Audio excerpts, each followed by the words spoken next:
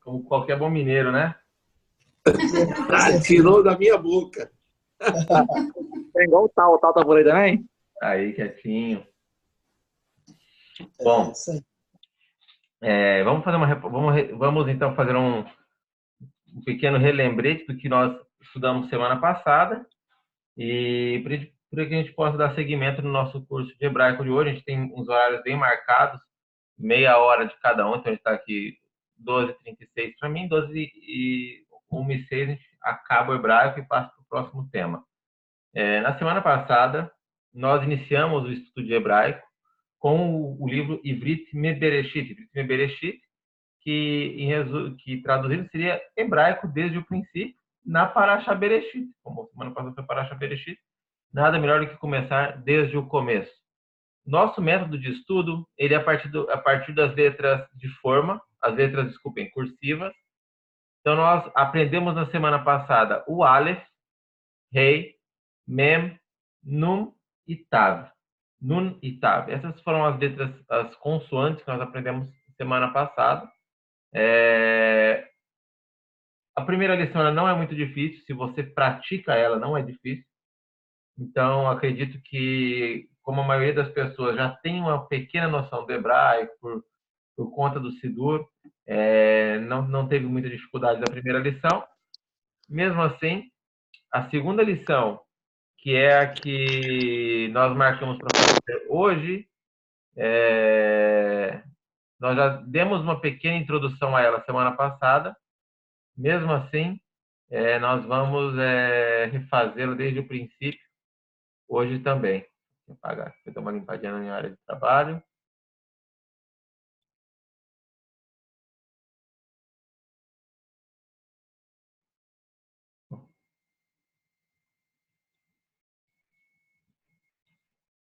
Vamos lá. Na lição passada, como eu disse, nós aprendemos as letras. Vamos lá. As letras da semana passada. Vamos escrevendo aqui para vocês lembrarem. Foram: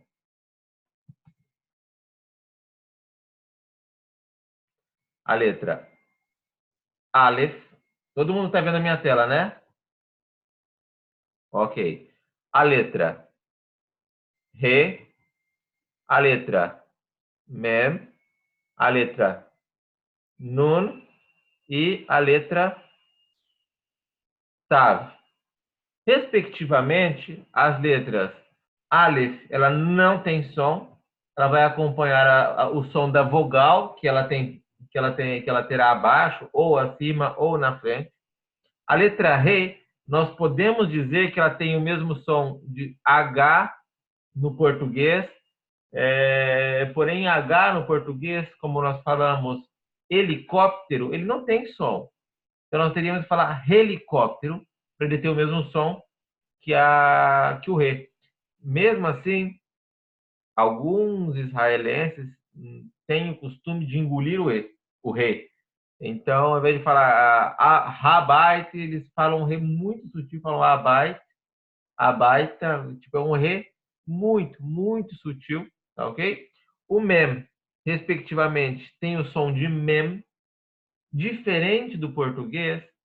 No hebraico, nós temos que ler Isaías, temos que ter muita atenção que as palavras no final, as letras no final, elas têm o som das letras no final. Por exemplo, Shalom. Shalom tem som de Shalom, não Shalom. Shalom. Então tem que dar o som de M. M. No final ou em qualquer outro lugar. A mesma coisa o Nun. O Nun tem som de N no final. O Matan. Não é Matan, que no português nós falamos, nós escreveríamos Matan, assim seria a pronúncia. A gente fala Matan ou Matan, mas Matan, em português hebraico, temos que forçar o N, Matan. Forçar o N, forçar o M nos finais, tá ok? Então, a letra seguinte que nós aprendemos semana passada foi o Nun, que respectivamente no português tem o som de N, de Nun. E a última letra que nós aprendemos semana passada foi o Tav, que tem som de T no português. Ok? Todo mundo relembrou semana passada, eu disse semana passada, o que nós aprendemos. Então, agora vamos para essa semana. O que temos de novo para essa semana? Nós temos essa semana a letra Resh.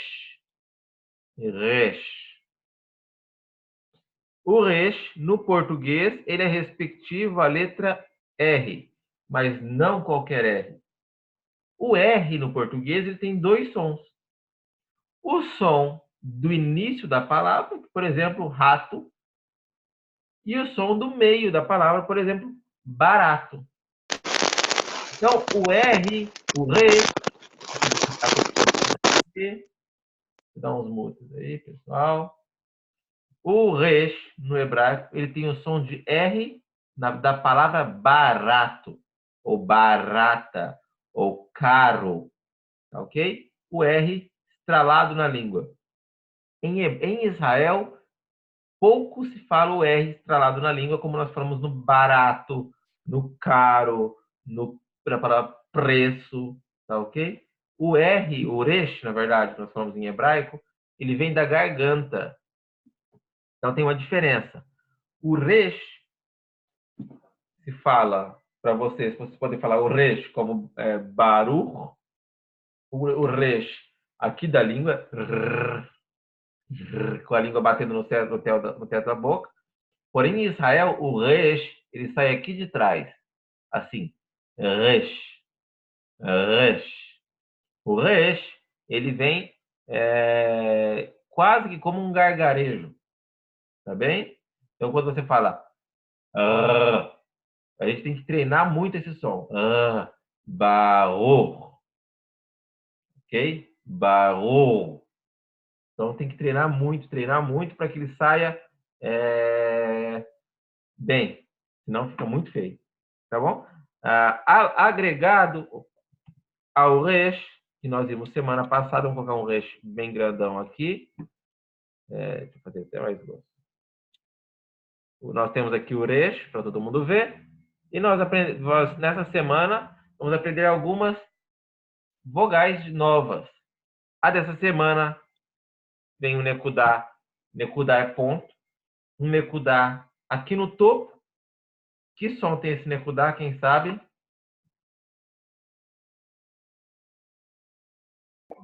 Letra O. O. Muito bem. O. Então aqui teremos a sílaba ro. Ok? A mesma coisa se nós tivermos um vav e um nekudá aqui na frente. Tem a mesma ideia de ro. Tá ok? E nós temos também os novos aqui, dois pontos, um do lado do outro, que tem o som de Ré. E se nós agregarmos um pontinho a mais abaixo, nós temos o som de Ré.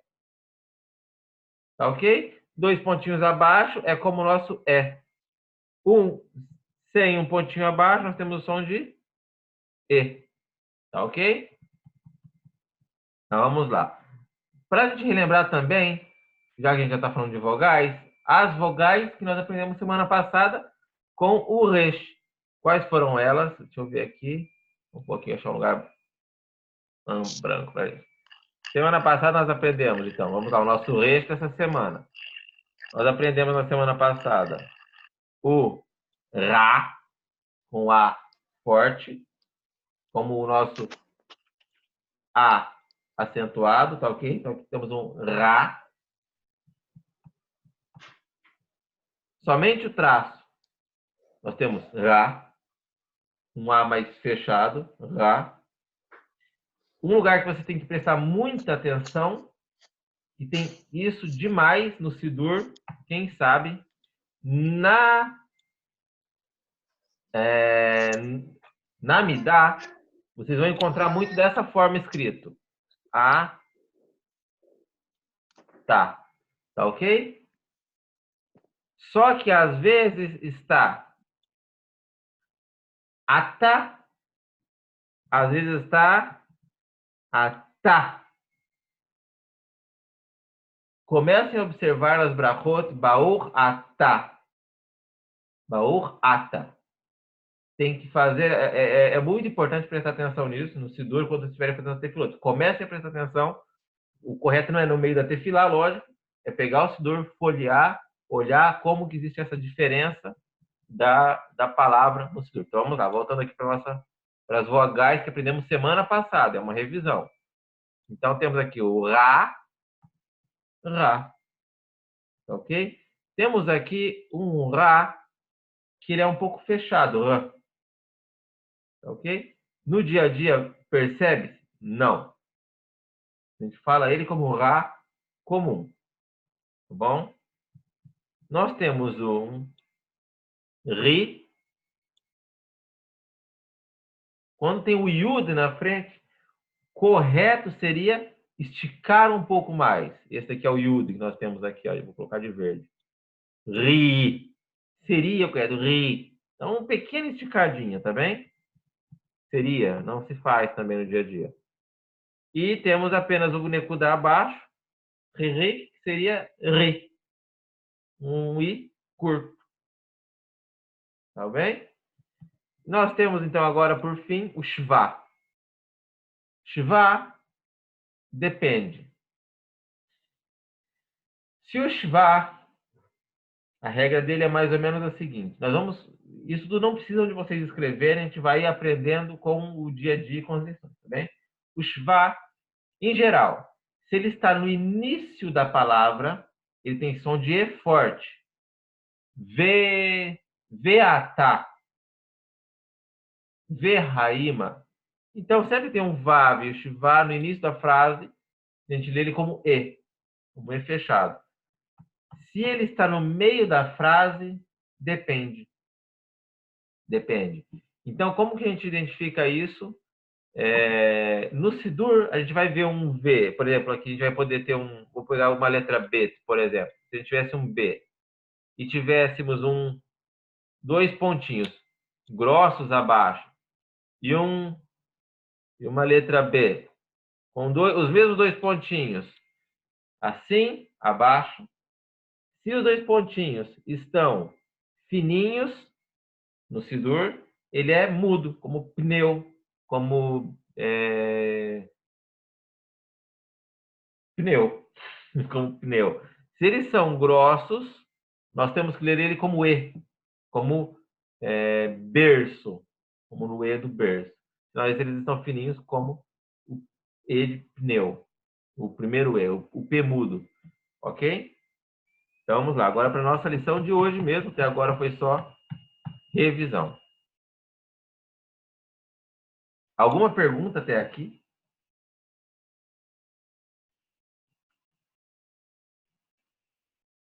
Das letras, tudo bem, né? Eu não vejo, na verdade, o chat. Ah, tem aqui. Pronto. Pode fazer, Leonardo.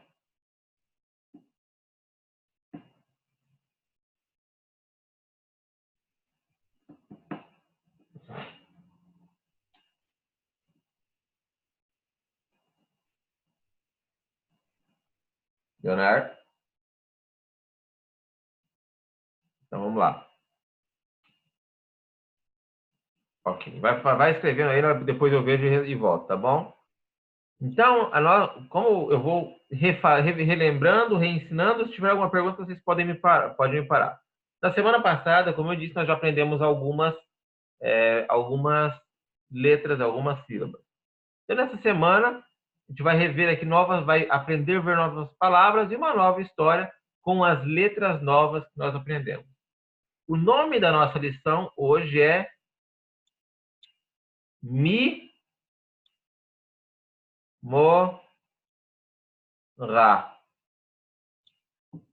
Mimorá. Mimorá, em hebraico, quer dizer? Quem é a professora? Muito bem, Jackson, Yosef. Muito bem. Quem é a professora? No hebraico, nós vimos semana passada que a palavra mi é quem? Uma palavra de pergunta. Ok? Uma expressão de pergunta. Sempre relacionado a pessoas. Mi, quem, ma, O quê? o quê. Ok? É muito comum você encontrar a letra mem relacionadas à pergunta. Tá ok? Vou mostrar para vocês da onde. Me'ain. Me'ain, Yavo, Ezri. Está no Salmo. De onde? Me'ain. Ou tem outras palavras que se usam men associadas a pergunta. Então, vamos lá. Miamorá. Então, nós temos algumas palavras novas aqui que nós vimos. A primeira delas é Ra. Ma. Ramá é um nome. É um nome simples. Próximo. Vamos lá na nossa lição. Quem imprimiu tem aí em mãos. O próximo é Rima. Também é um nome. Quem quer ler para mim aqui? Lê para mim aí, Patrick, a próxima. Vou ir. Vamos lá. Miri. Miri. Muito bem. Miri também é um nome. Aharon, a Miri já foi. Consegue ler a próxima para a gente? Mira. Mira. Muito bem. Mira também é um nome. Vamos lá. Jackson, Joseph, quer ler o próximo para a gente? Or, luz. Or, luz. Muito bem. Or pode ser luz, porém, or aqui na nossa lição, ela está como nome, tá bem? Or aqui ela vem como nome. Então, tem várias variações. Or, que é luz, mas é o nome masculino. Ori é minha luz, também é um nome muito utilizado em Israel. Ori, ele é masculino e feminino. Vai encontrar Ori como homem, Ori como mulher também, tá ok? Próxima palavra. Quem está aqui na nossa lista? Malachi.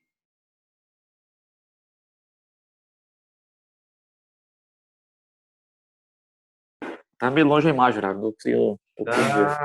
Tá com você desculpa, hein? Vou até escrever grande. Não. Só para não ter desculpa. Então, vamos lá. Vou escrever grande aqui, hein? Vamos lá. Vamos lá.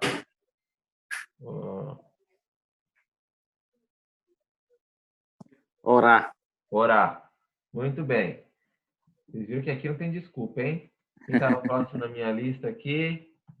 Vamos lá. Elazar, tá na tua agora, hein? Vou escrever aqui.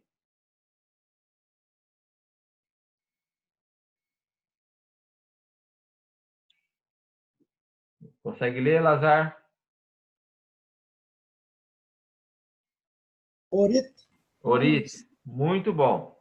A gente lembrando sempre que o hebraico, assim como o português, ele é separado por sílabas, tá bem? Então nós temos aqui, Ori. Na verdade, tá Ori. Então a gente tem que lembrar de ler sempre por sílabas, assim como é o português, também no hebraico. Da mesma maneira, tá bom? Vamos lá. Pode cancelar o microfone aí. Leu, cancelar o microfone, viu, gente? Shlomo, agora é tua vez, hein, Shlomo? Primeira aula tua. Já falou aí para mim que não sabe, ele não está acostumado com cursivo. Aqui não tem jeito, meu amigo. Aqui não tem escapatório. Vamos lá.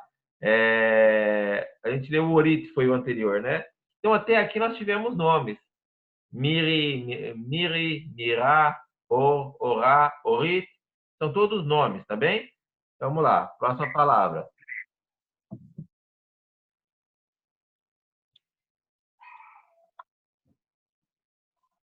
More. Moré. O Moré ou Moré? A gente tem que dar uma Moré. isso, dar uma acentuadinha no E aqui, tá bom? Moré. Opa.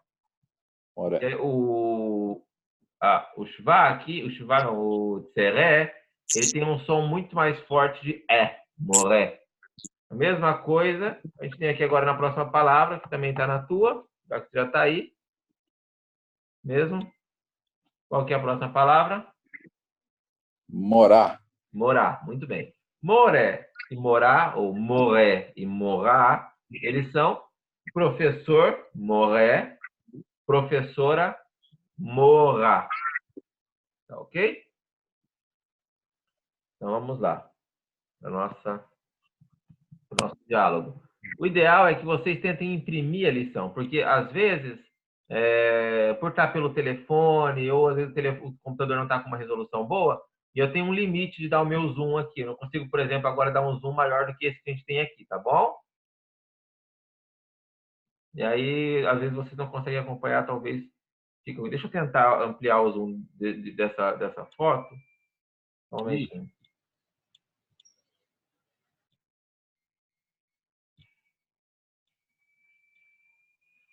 Às vezes eu consigo ampliar ele.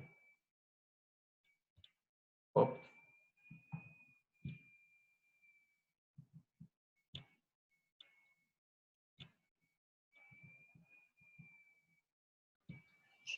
Consegui aí, ó. Olha aí. Consegui. Vamos lá. Então, a gente tem aqui uma lição que é um diálogo. Primeira pergunta. É um diálogo que tem as figurinhas aqui, mas ele é um diálogo entre mulheres. Então, a gente vai encontrar aqui as expressões para mulheres, tá bem? Então, vamos lá. Eu vou ler. Na verdade, alguém se habilita a ler para mim? Duas pessoas se habilitem a ler. De preferência, duas mulheres. Quem vem? Dona Eva, quer tentar? Vamos tentar?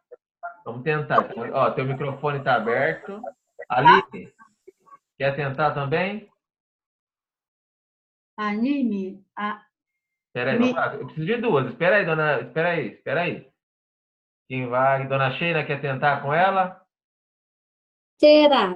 Então vamos lá, dona Sheila. A senhora e a dona Eva. Então aqui, vamos lá. Aqui é a dona Sheila, dona Eva. Dona Sheila, dona Eva, tá bom? Ok. Então vai. Miat. Anime, Miri. At morar. Animora. Muito bem. Agora, vocês conseguem as duas traduzirem o que leram para mim? Quem é você? Eu sou Miri. Eu tô vendo que o nome. Acho que é Miri. Miriam. Pode colocar Miri. o acento no primeiro, tá bom? Miri. Miri. Eu sou Miri. Você é professora? Eu sou professora. Ah, muito bem. Muito bem. O hebraico, ele é curto, sim, direto e sem, como vocês puderam observar, sem o verbo ser. Você é. Todos nós subentendemos o é dentro do hebraico. Ele não está expresso na nossa frase aqui, tá bem? Agora, vamos lá, vou pegar dois homens. Deixa eu ver quem que eu pego aqui.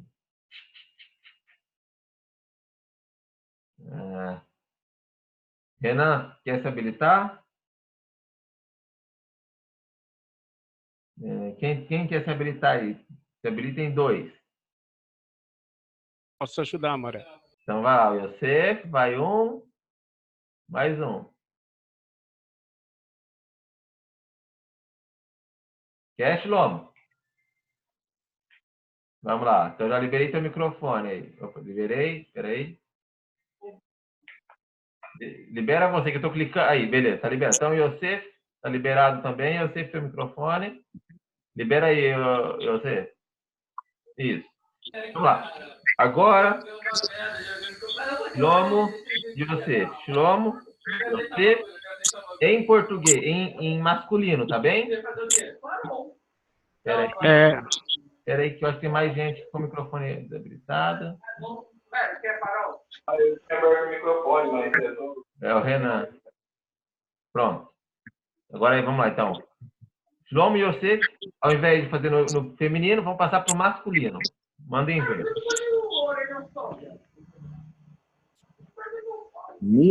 Miatá. Ani Yosef.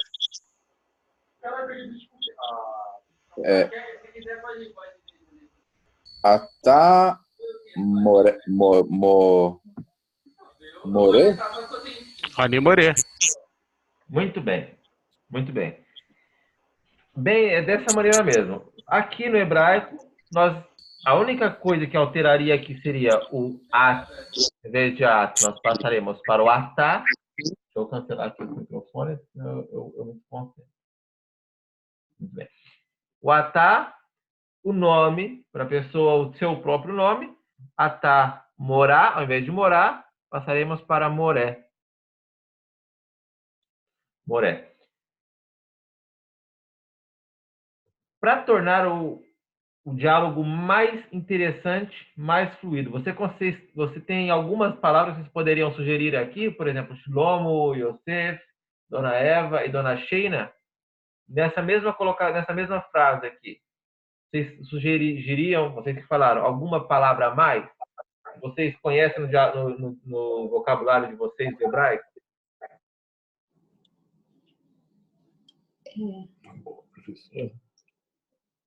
Espera aí, Dona Sheina. Agora estou te ouvindo, Dona Eva. Eu parei um pouco de estudar hebraico, eu estava estudando, depois deu uma parada. Hoje é a primeira dia que estou estudando, entendeu? Ela estudava comigo, Uribi. Tá vendo? Então é o professor que vai passar, né? A culpa é dele. Então vamos lá. Eu sugeriria que, por exemplo, palavras que a gente consegue falar do dia a dia, que a gente conhece. Por exemplo, Shalom, Miatá, Shalom, Ani Yaakov, Atá Moré, Ken, Ani Moré. Então, existem palavras no dia a dia que a gente usa também no português, que a gente tem que no hebraico é a saída para deixar o diálogo muito mais fluido, muito mais corrente. Tá bem? Então, vamos lá. Nós já fizemos aqui, passamos aqui para o passar. Vocês já fizeram essa parte aqui, que é passar para o masculino. E vocês que têm a lição em casa, vão fazer essa parte no masculino. Tá bem? Então, aqui, eu vou fazer a pergunta aqui para quem? Vamos ver lá. Baseado no texto feminino, tá bom? Deixa eu apagar aqui as coisas que eu escrevi tudo aqui. Baseado nesse texto aqui, serão as minhas perguntas. Vamos lá. Dona Cássia de Vila Velha, posso me liberar o microfone para fazer a pergunta? Vamos ver. Acho que não liberou. Alguém que não falou ainda, quer se pronunciar? Para as perguntas abaixo.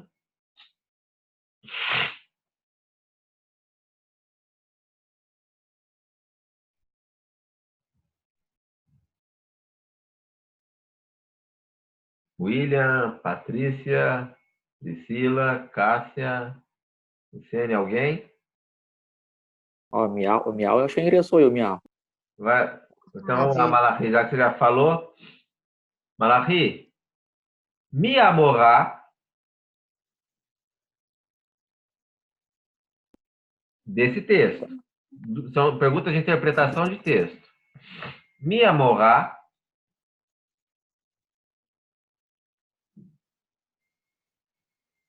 Não consegui entender.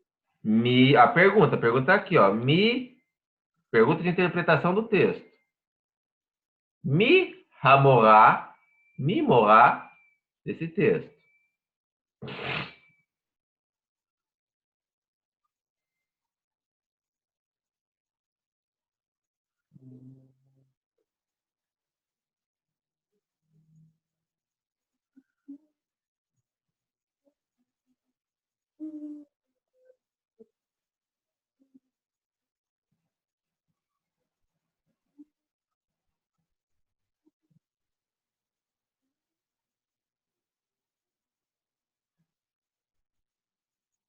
Alguém? Lô, Animorê. Quem que é a morá do texto? Yosef? Quem que é a morá do texto acima? Miri. Muito bem, dona China. Miri a morá. Olha lá, no texto. Miat, ani, miri. Aí a pessoa faz uma pergunta. At morá, ani morá. Então, miri, ela é a professora. Então, aqui na pergunta, mi morá, Miri. Hum. Tá bem? É uma pergunta de interpretação textual. Próxima pergunta.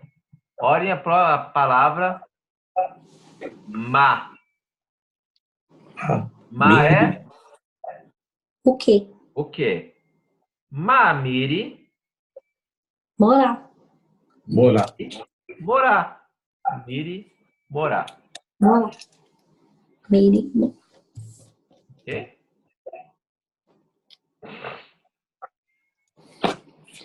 Aqui nós temos, então, na sequência, um novo textinho, um novo exercício, exercício 4. Tá bom? Exercício 4 é... Deixa eu ver aqui quem pode ler para mim. Yohanan, tá por aí? Já que você já tá por aí? Tá por aí? Ou já fugiu? Alguém quer ler para mim as próximas duas linhas? Mati, Atá, More. Próxima linha. Ani, More. Ok. Agora, de novo, a mesma frase, lendo a vírgula e lendo o ponto de interrogação. Mati, Atá, More. Ani, More. Muito bem. Mati, Atá moré, ani moré. Ok? Mesma coisa. Hebraico é como o português, em pontuações, em respirações, em entonações. Mati, Atá moré, ani moré. Ok? Então, as perguntas leiam como perguntas, respostas como respostas. Marcelo Tal, tá por aí? Shalom. Shalom! Vamos lá. Você acha que você ia escapar de mim? Vamos lá. Consegue ler aqui para mim, Marcelo? Maate. Não, mate. Mamate. Se vocês conhecessem o Marcelo, vocês iam saber que no português ele é super vergonhoso. Mas na hora que fala hebraico, rapaz, o bicho é um tiro. Olha só. É, não é verdade isso? Mamate. Então me responde já mamate. Mamate, Marcelo. Mamate, tá? Mate More?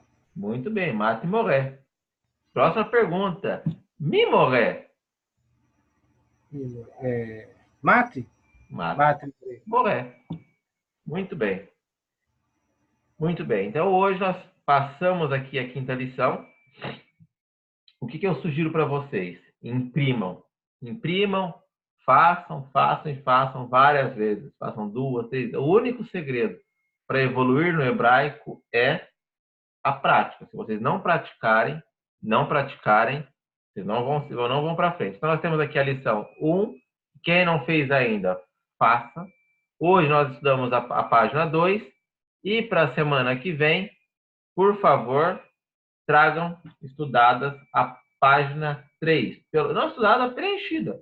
Com 20 minutinhos aí que vocês parem, vocês vão conseguir aí preencher. Eu vou passar com vocês as 2 próximas letras. Nós vamos aprender semana que vem. Que letras são essas? Na semana que vem, nós vamos aprender a letra... Opa, tá bem grosso. Como que faz para aprender Shalom, Rabino? Shalom. Hã? Como que faz para imprimir?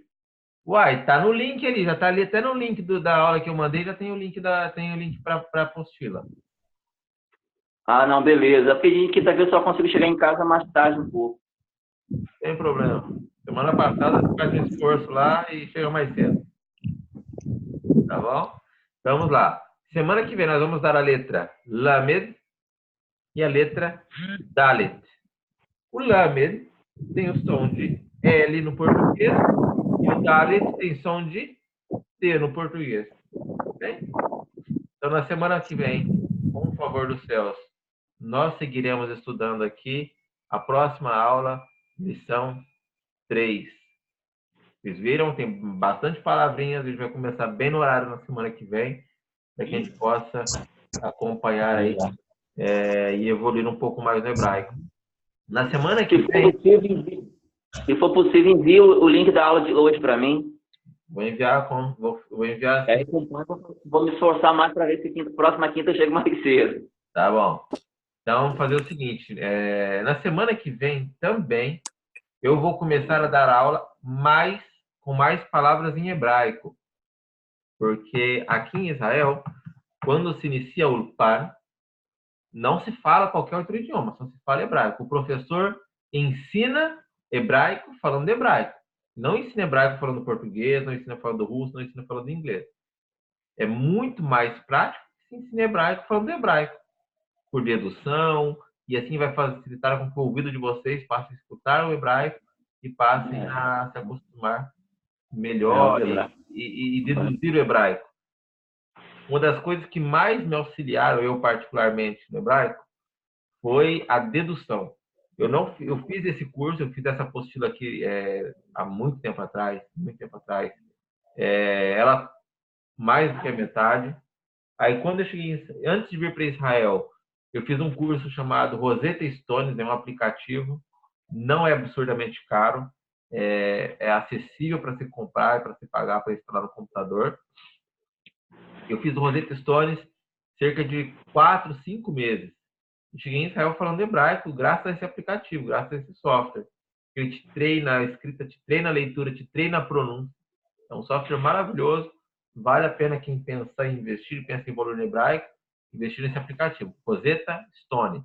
Vou até procurar aqui para mostrar para vocês.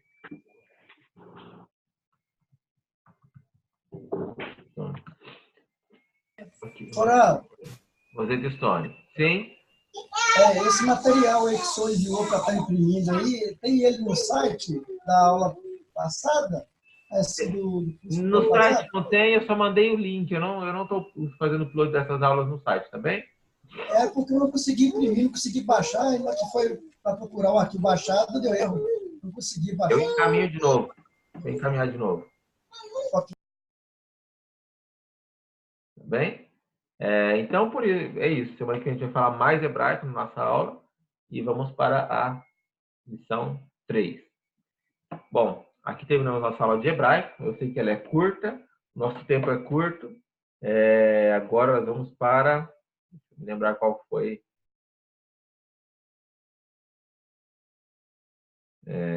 A próxima que nós falamos é de Alahá. Basar Vechalab. Então, a próxima não é do introdução do Perek Helek. Daqui, deixa eu ver como que eu faço para cancelar aqui o compartilhamento. Bom, falando um pouco sobre carne e leite. Sobre o shur carne e leite. Eu estava pensando que o shur que eu ia dar hoje para a gente começar, pelo menos ter tema para 4 semanas, porque senão toda semana tem que pensar um tema novo. E eu falei, deixa eu pensar um tema aí que seja interessante. E hoje faz 6 anos que é o data de falecimento do Rav Ovadia Yosef.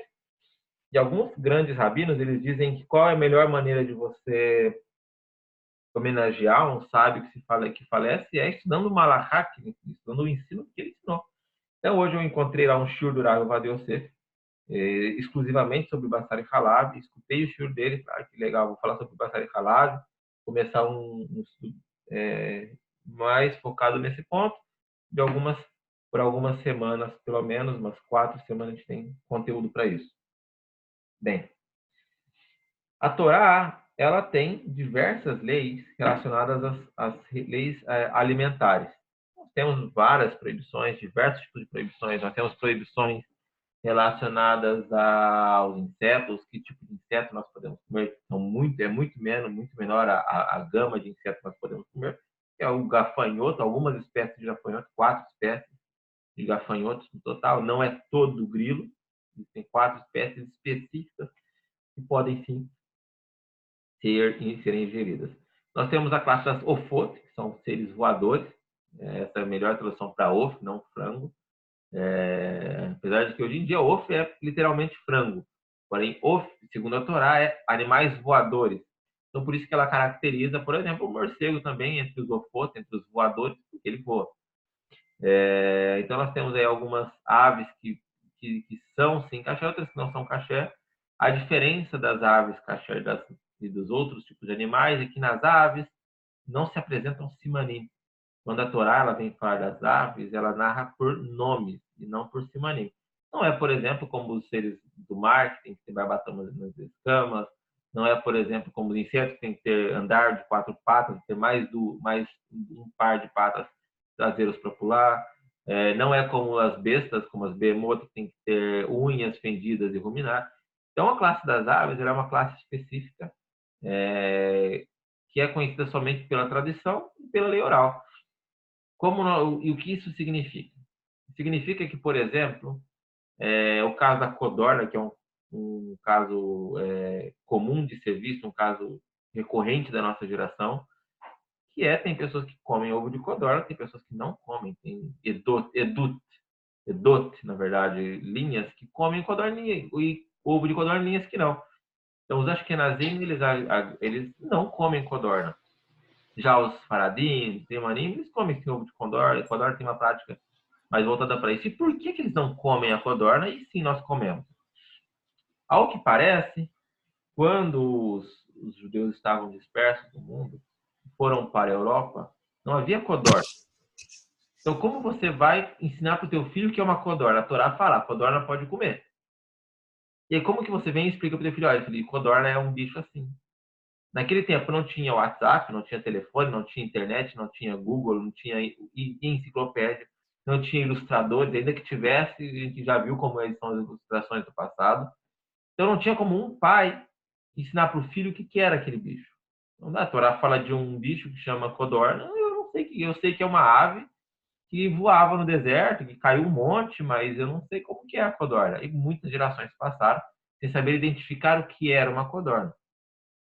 Quando agora, na Kibbutz Galiot, quando o mundo se estreita, quando tem a grande explosão da globalização, onde todos os judeus começam a se reencontrar com muito mais frequência, com muito mais intensidade, vamos dizer assim, com o advento do Estado de Israel, onde os judeus realmente passam, com todas as edut, viver num local junto.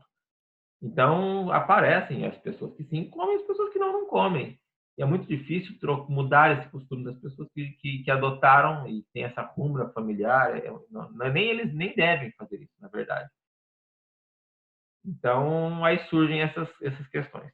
A mesma coisa a questão do gafanhoto, que apenas os iemenitas comem, porque eles, quando mantiveram o costume de comer o gafanhoto, enquanto as outras edut estavam espalhadas para outros lados do mundo, e um não conseguiu transpassar a tradição de que gafanhoto era esse, que era o comestível de fato. Então, a mesma coisa acontece com os ofot, com as classes das aves. E tem alguns que aparecem lá, esses são comestíveis, e essa família você come, essa família você não come. Porém, segundo a tradição oral, se nós temos alguns simanim nos ofot, que são, por exemplo, a moela, aquele papo onde ele armazena, tem que ter o dedo traseiro, como tem o galo, ele tem a espora, tem que ter uma espora. Então, existem sim alguns simanim das aves, porém elas não estão expressas na Torá, de Meforash, publicamente, como nós encontramos das behemoths e outros animais. E agora nós chegamos nas behemoths. Behemoths são os animais grandes de porte, e eles são caracterizados por ruminar e por ter o casco fendido. Então, existe uma outra classe de animais que se extrai de dentro de um grupo. Então, nós temos essa primeira régua do que comemos e do que não comemos. É a primeira regra. Comemos e do que não comemos. Acima dessa regra, nós temos outro tipo de regra. Nós temos a regra do processo. A regra e a régua do processo é um outro nível. Então, vamos dizer o seguinte: você pode comer alface, mas você não pode comer alface com um inseto. Então, você tem que, antes de comer o alface, verificar se tem um inseto. Você pode comer tâmara, mas não a tâmara com inseto. Se comer a tâmara, você verifica se tem inseto. Vai lá, verifica a tâmara e come a tâmara. Não, você pode comer o milho, mas não o milho com o bigar. Você tem que tirar o bigar. Além disso, nós temos outras proibições dentro do próprio animal kasher. Por exemplo, a vaca é kasher, a gente pode comer a vaca. 100%, todo mundo concorda com isso. Porém, não toda a vaca.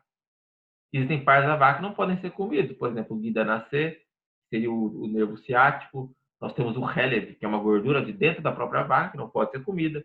Nós temos o sangue, que não pode ser comido.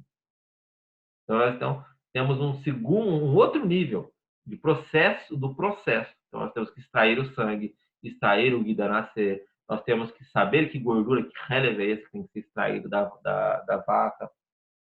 Mocotó não tem problema. Mocotó é o tutano, né? Não tem problema. Não tem problema. Mocotó é isso, né? O tutano. Eu não sou muito entendido dessas partes da pata.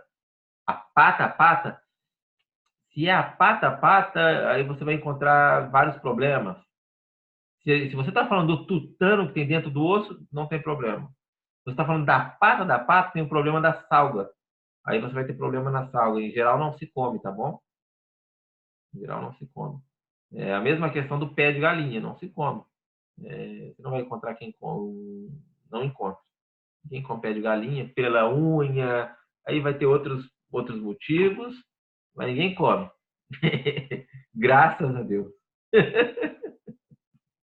Então ninguém come o pé de galinha, ninguém come ali se for o tutano, tudo bem, é comível. Enfim, então nós temos então o processo da salga, que é para extrair o máximo do sangue de dentro desse próprio animal. Além desse processo do animal que a gente pode comer e da forma com que nós preparamos o animal e das partes dentro do animal que a gente também não pode comer, a gente tem ainda o método de abate do animal. Então, por exemplo, você pode comer o frango, mas se você enforcar o frango, você não pode comer. Você tem que abater ele da forma correta. Você pode comer a vaca, mas se você encontrar uma vaca dilacerada no seu caminho, treifar, você não pode comer. Se você abater a sua vaca e durante o processo de abate, você encontrar uma falha na faca, você vai ter uma vaca nevelar. A nevelar também é uma outra proibição da Torá. Então você vai ter primeiro o processo do abate, depois o processo de verificar se o animal depois que você abateu e verificou se a tua faca estava caché, você ainda vai ter a salga do caché, para depois saber se no fim, você pode comer ou não. E aí você vai ter as verificações pós-morte. Então, por exemplo, ainda que tudo isso estava tudo bem, e aí vem as cachurutas, aí vem a diferença do que é merhadrim, do que é badat, do que é o badat beit Yosef, e aí depois vem do que é o kosher, o glat kosher, o kasher b'arabanut. Aí você vem uma outra grande derivação, que é para saber se de fato esse animal estava bem kasher. Então, qual que é a grande diferença quando você fala, eu como halak e eu como kashrut ragilá? Então, aqui em Israel você vai ver mais isso. Se eu não me engano, no Brasil quase toda carne é halak. O que significa halak? Halak significa liso.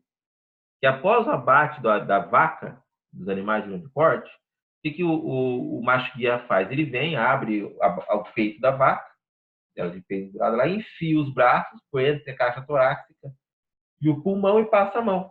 E ele vai passar a ver se o pulmão está liso. Liso em hebraico é halak, liso. Para ver se não tem nenhuma perfuração, nenhuma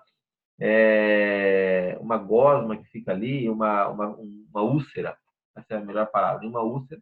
Se tiver liso, se tiver halak, ela é uma carne halak, ela vai para frente. Então, esse é um processo, todo o processo. Além disso, além de todos esses processos, que já não são fáceis, nós temos um último processo dentro da cachuruta. Existem vários, né? A gente está nivelando para chegar onde eu quero. Poderia ir para vários outros pontos. Mas para chegar onde eu quero onde nós chegamos na carne com leite. Então, nós temos lá a carne, vamos supor que você tinha uma vaca e o leão maior mordeu a vaca ficou morta no teu quintal. O que você pode fazer com essa vaca? Você pode vender para uma pessoa, para ela comer, você pode vender para o teu vizinho ali que não é judeu, para ele fazer um churrasco, ou para ele fazer, sei lá o que for com essa vaca, para dar para os cachorros dele, você pode dar para o teu cachorro comer, você pode fazer o que você quiser. Se você, por exemplo, abateu a vaca e você verificou que a tua faca estava falha, ou eu sei que aqui ninguém abate, mas se um chorrete abateu a vaca e verificou que a vaca estava falha, ele pode vender essa vaca, ele pode passar para frente, não tem que ficar com essa vaca. Então ele não pode comer, mas pode ter proveito, ter proveito desses animais. Ok? Mesma coisa, você tem um cachorro, por exemplo, tem um cachorro, teu cachorro morre, você pode usar ele e pôr ele no teu quintal para virar esterco ou virar adubo para as tuas roseiras, um exemplo. Então, você teve proveito de um animal não kasher. Outros exemplos disso, você pode, por exemplo, você não precisa comer insetos, mas você pode fazer com um inseto, você pode fazer tinta para pintar um quadro, não tem problema nenhum. Você fez uma tinta com um determinado tipo de inseto, corda de violino com um determinado tipo de nervo de um cavalo. E aí vocês podem, então, pode-se ter proveito de animais não kasher. Bem, mas não podemos comer esses animais. Quando nós chegamos no nível da carne com leite, quando falou Tevashil Gidi, Bechelev Imo, não cozinhe um filhote no leite de sua mãe, a palavra Gidi, ela é geral para qualquer tipo de filhote. Bem, não é só cordeiro, é qualquer tipo de filhote. Então, a Torá ela vem e proíbe por 3 vezes a mesma coisa. Então, nós temos 3 proibições exclusivas para a carne com leite. Lotevasher, não cozinhar. Então, essa é a primeira proibição, não cozinhar a carne com leite. Não comer a carne. Se você não pode cozinhar, é evidente que a palavra cozinhar está falando sobre alimentação. E a terceira vez é loleenot, não tirar proveito dessa carne. Você não pode ter proveito dessa carne cozida com leite. Então, são as 3 grandes proibições da carne com leite. Não cozinhar, expressão disso, não comer a carne com leite, não ter proveito da carne com leite. Então, aí nós temos um outro nível, um nível muito maior, de muito mais proibição que qualquer outra lei de kashrut. Ele é muito mais severa, a lei da carne com leite, as leis de carne com leite, basar e halal, do que qualquer outra lei de kashrut. Então, quando nós falamos, por exemplo, teve um porquinho, coitadinho, você tinha lá um porquinho, tinha uma fazenda, tinha um porquinho lá que comia suas lavagens, e o porquinho vendeu, e você ficou sabendo que teu vizinho lá queria fazer um churrasco com ele, você vende teu porquinho e ele faz o churrasco dele, teu porquinho. Você teve proveito, você teve leenot, você aproveitou desse animal e deu para o teu vizinho. Mesmo que você não queira vender, fala, pô, leva isso aí, pode pegar para você. Você fez uma doação para ele, porém, futuramente ele pode falar assim, colhe aqui uns pés de alface, vou dar para aquele meu vizinho que me deu o porquinho. De repente traz um pé de alface. Então, você pode ter proveito dos animais que não são kasher. Vamos supor que você fez um abate de algumas vacas, de alguns frangos. Vamos pegar alguns frangos, os frangos menores, mas você fez o abate de alguns frangos, comprou alguns frangos abatidos lá, o chorrete veio, abateu 15 frangos. Vocês estão lá cozinhando os frangos, de repente o chorrete vem desesperado e fala, o frango cozido já, eu encontrei uma falha na minha faca. E os frangos estão todos cozidos. Não tem como salvar mais isso. Então, como você faz? Você pega esses frangos e vende para o teu vizinho. Você pode fazer alguma coisa para o teu vizinho não judeu, né? A gente está falando do vizinho não judeu. Você pode dar para o teu vizinho não judeu. Você pode fazer adubo com isso aí. Você pode dar para os teus animais comerem. Se é uma carne levelar ou uma carne treifá. Se fosse uma carne com leite, você não poderia fazer nada disso. Então, a carne com leite, ela vem numa seriedade acima de todas as outras leis de kashrut possíveis e imagináveis que vocês têm. Eu vou ler uma introdução muito legal desse livro, vou ler em hebraico muito rapidamente e vou traduzindo para vocês, porque ele é muito boa. A introdução, a gente vai ler 2 páginas aqui. Vou lendo, se alguém tiver alguma pergunta no Ekdem, na evolução, a gente fala. Eu vou usar, não vamos estudar todo, evidente, esse livro aqui. Sim.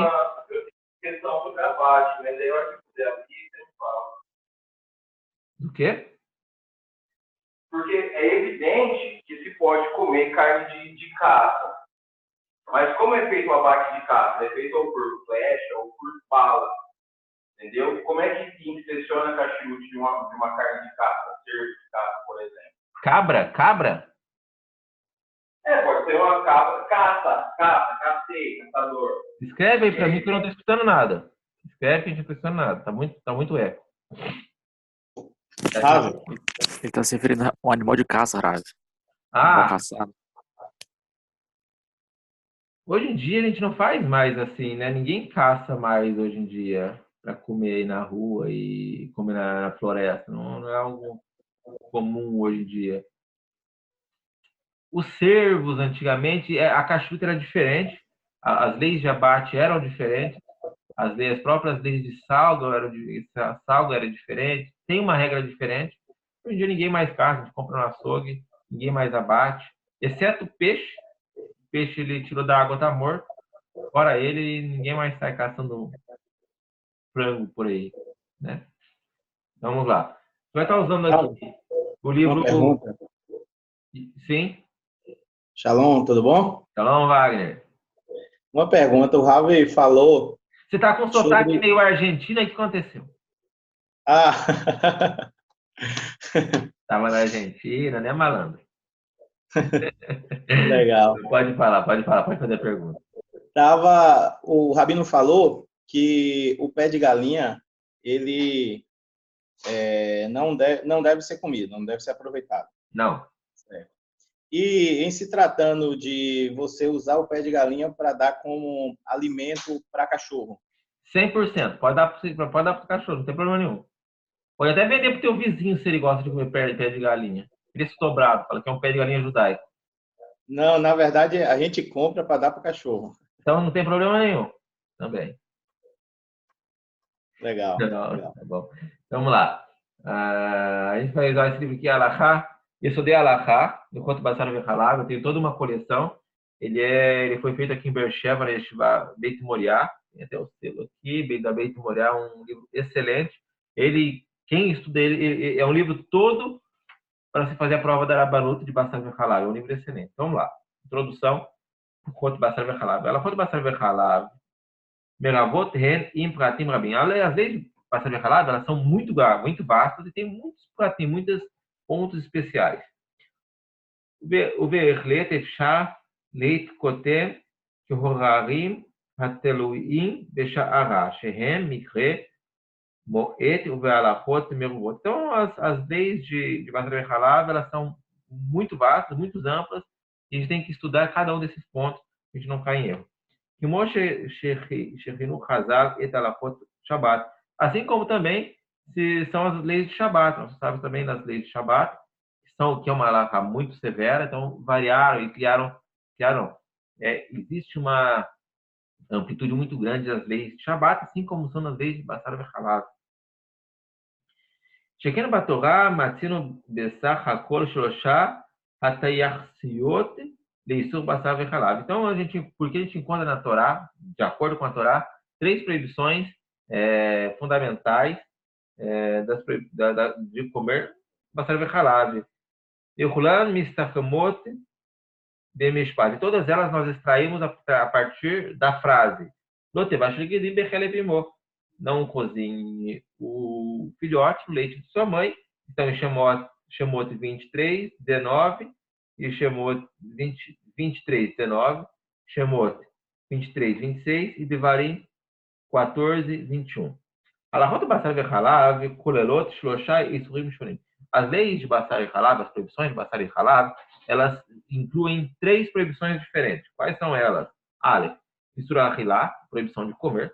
Isur Bishul, proibição de cozinhar. Isur Aná, a proibição de ter proveito da Basar e Halab. Clomar, assim, por exemplo, como se nós disséssemos, Mea Torá, Asur Lechol Basar e Halab, Isur Levashir Basar e Halab, e Asur Leanot Mevassar Vechalad, Sheatavashlu e Achab. Então, nós temos, de acordo com a Torá, 3 proibições diretas. Proibido cozinhar a Basar Vechalad, proibido comer a Basar Vechalad cozida e proibido ter proveito disso. Seja ele qual for. Se cozinharam juntos. Chegou na Tetla clavou, por exemplo, agora eu vou mostrar alguns exemplos, por exemplo, dá para o seu cachorro, não pode. Limchô, para vender para um não-judeu, e assim sucessivamente. Limchô, Shibatorá, Mofiará, que subchul. E, por exemplo, e isso nós temos que observar, que na Torá aparece somente a proibição para cozinhar. Como nós podemos encontrar nos posquim. e explicados pelos nossos sábios de abençoada memória. Mizesh Katuv Bisholoshá Pamim Oto Mishpat, que por isso foi escrito 3 vezes a mesma frase, não cozinhe o filhote no leite de sua mãe. Errado leisurah hilá, para a proibição de comer, errado leisurah naá, para a proibição de ter proveito, e errado leisurah bishur, e para a proibição de cozinhar. Todas essas proibições, elas estão expressas no Masachet Hulin.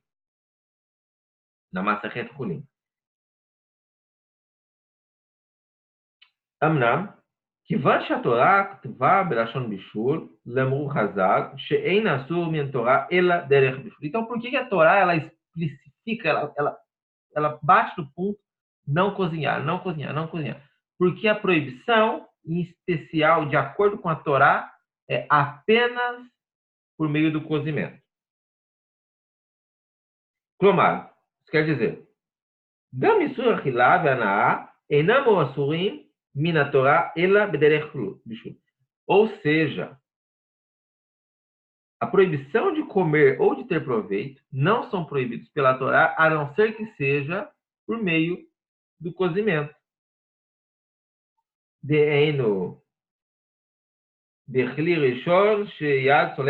Ou seja, que eles sejam cozidos num kli rishon, a gente pode estudar, a gente pode falar sobre isso depois, que a temperatura dele ali dentro seja mais 50 graus, mais ou menos.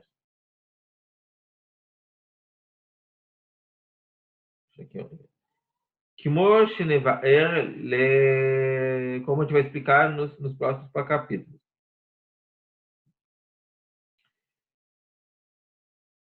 Então, o que significa isso?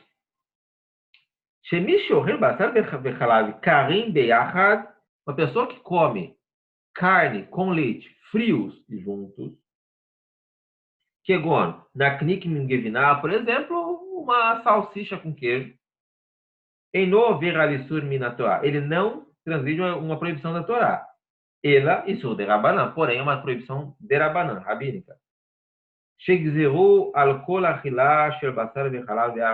proibiram todo tipo de cozimento, de alimento entre carne com leite juntos.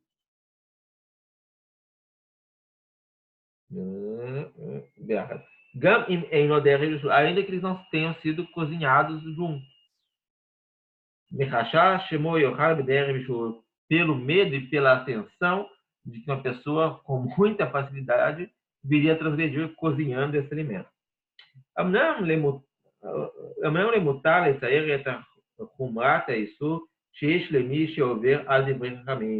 E aí nós buscamos sempre agregar mais proibições sobre isso, para que a pessoa não venha a transgredir essas proibições, sejam rabínicas, porque transgredindo ela, a próxima transgressão já é deoraita. Uma transgressão muito severa, muito severa. Aí as pessoas, em geral, têm muita tendência a facilitar a transgressão quando a questão é alimentar. Então, as pessoas tendem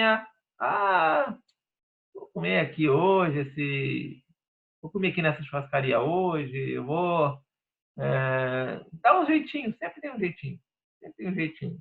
O meu amigo que faz aqui a placa do lanche, eu peço para ele dar uma lavadinha aqui onde ele faz o lanche, eu como aqui mesmo, entendeu? Conheço todas essas histórias aí. Então, as pessoas têm uma tendência muito grande de comer as coisas ali. Vou comprar essa bolinha de queijo aqui, ainda que ela está na mesma estufinha aqui da bolinha de carne, ela não relou, ela não está do lado, ela está a outra. Está na mesma estufinha ali da bolinha de carne, mas não é que está encostada, é a outra. Então, a gente sempre tem um jeitinho aí. Então, por isso, nós buscamos sempre agravar essa proibição muito, muito, muito. Sheatorá חוזרת ומדגישה פעמים רבות את חומרת האיסור. Então, a Torá, ela vem e ela agrava muito mais essa proibição. A Torá, ela vem agravando. Ela fala uma, fala duas, fala 3 vezes a mesma frase, do mesmo jeito, na mesma expressão, para mostrar como isso era grave, como essa é uma expressão, uma proibição muito grave.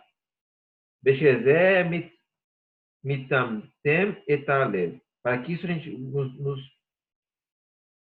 nos traga a atenção ao nosso coração. O matmeim etaaretz vegalot ba. Para que ela não vire costume entre as pessoas. Biglal humrat isur basar vechalav teknu chazal shelo yaklu gam bezeh ahavzeh. E dada a grande severidade de que é comer a carne com leite junto, os nossos sábios também fizeram uma takaná de que haja uma separação de tempo entre um e outro. Que foi como o Hanan falou, a primeira transgressão do homem foi kashrut. Não era para comer do fruto lá e o cara comeu, né? Bem isso mesmo. Aqui. Em especial, halav acharei basar. Em especial, leite após carne. Ad sheisheu ziman meamesh. Até que se passou aí a mais 5 horas para 6 horas. Gav basar acharei halav tarich le netilat vekinua vechulei. E comer carne depois de leite, você precisa lavar as mãos e limpar a boca aí de alguma maneira, seja ele com bochecha, seja ele escovando os dentes, ou comendo pão. Deixa eu ver se a gente consegue acabar aqui. Vamos acabar aqui essa página. Legabei, sugabassar ve'achalav, shelegavai chalisurtorah, Muschel al-Kulam, Shal Ohal, ou Mebashir Basar Be'emat Torah, Mechalab Be'emat Torah. O que seria então essa proibição de cozinhar carne com leite? Proibição de carne com leite, ela incorre apenas de acordo com a Torá. Está falando claro, isso não é o Alakar Maser. De acordo com a Torá, a pessoa só transgride se ela cozinhar um animal kasher no leite de outro animal kasher. Isso significa que se ele cozinhar um carneiro no leite de uma vaca, ele transgrediu. Ou uma vaca, um bezerro no leite de carneiro, ele transgrediu.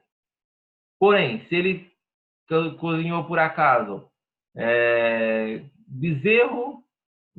carne de vaca no leite de porco, não sei para quê, mas ele não transgrediu, de acordo com a Torá, não transgrediu. Ou se ele cozinhou, de acordo com a Torá, não é uma transgressão. Não se faz, mas os sábios proibiram, toda uma série de proibições, mas não seria deoraita. Isso não transgride uma proibição deoraita. Ou o inverso, se ele cozinhou carne de porco com leite de vaca, não transgrediu.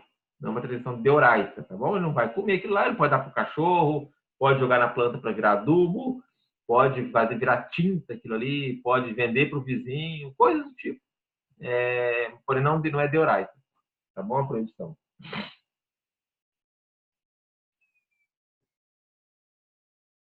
Grave. A questão de cozinhar a carne, o frango no leite da vaca.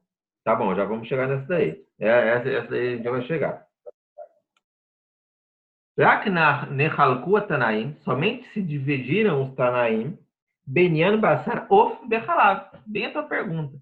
Os Tanaim, então, os sábios do Talmud, eles tiveram divergências entre a questão do Of e Halav, tá bom? Do frango com leite. E Masur Mina Torá, se é proibido pela Torá, Miderabanan, ou é Deorabanan, ou Mutar Legan, ou é permitido de todas as maneiras. Itbaer Bekaman. Nós vamos explicar isso, que o livro está falando, isso nas próximas páginas. Então, qual que é o resumo da história? O resumo da história é que existiram muitas discussões, tudo isso está no Masachet Cholim. Quem gosta de estudar o Talmud faz, é muito bom, seria muito bom estudar o Masachet Cholim, porque ele trata explicitamente desse caso, em grande parte desse caso.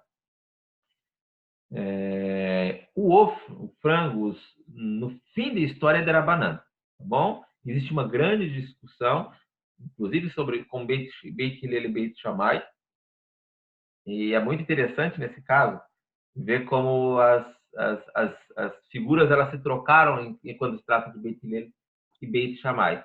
Em todo o Talmud, quando a gente fala de Beit Hillel e Beit Shammai, Quem era mais leniente? Ele, todo mundo sabe as histórias de quem era muito mais severo, Shammai, muito mais severo. Então, no Masechet Hulin vem uma discussão muito interessante e eles discutem da seguinte maneira: a gente pode subir à mesa o frango com leite ou não pode subir à mesa? Qual que é a ideia? Você tem uma mesa com leite, você pode pôr o frango ali em cima ou não. O que significa pôr em cima? Você pode comer junto ou não. Está comendo o quê? Você pode comer o frango ou não. Se você pudesse comer o frango, vamos supor, ninguém vai perguntar, posso subir alface na mesa do queijo? Por quê? Pode comer alface e queijo, você pode pegar o alface, o queijo, se quiser cozinhar os ajudos, pode cozinhar, entendeu? Então não tem proibição nenhuma. Então a grande discussão é, pode subir o frango à mesa com queijo ou não? Porque se você pode subir, quer dizer que não tem proibição nenhuma. Se tem proibição, você não pode subir.